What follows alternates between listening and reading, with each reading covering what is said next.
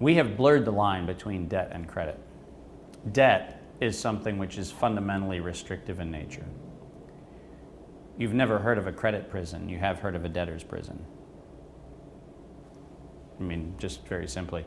It's very interesting that debt, if you think about back in the Dust Bowl era, when farmers lost their land, they lost their land not because of a credit system gone wrong.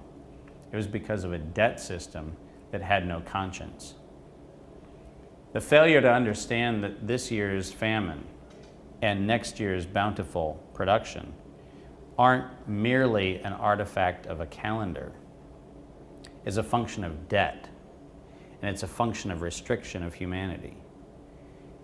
Unfortunately, when we blur the line between credit and debt, we fail to understand that credit is actually a position taken against the future bounty that you will have, out of which you will not only repay what I have extended to you, but you'll actually pay me out of the abundance of what is that crop, what is that productivity, what is that creativity that's coming later. By blurring that line and pretending that credit and debt are the same animal, we've lost the energetics behind both of those. And we've blurred them into this singular debt-oriented control. When we hedge against the future of our neighbor's business, what we are really doing is saying that the volatility created by the moment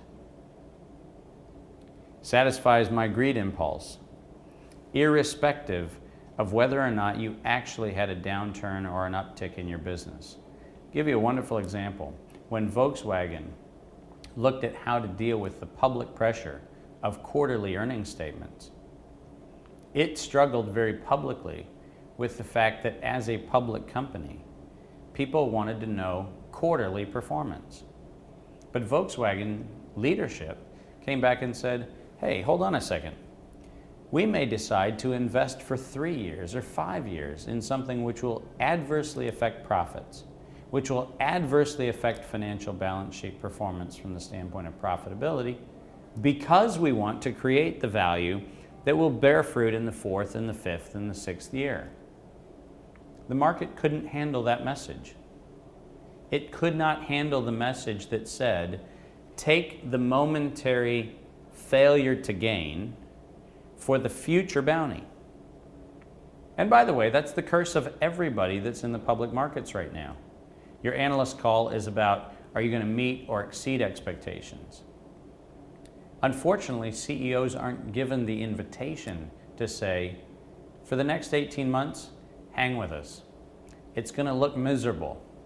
We're retooling, we're innovating, we're creating, we're spending on where we see the market going, where we see the opportunities going.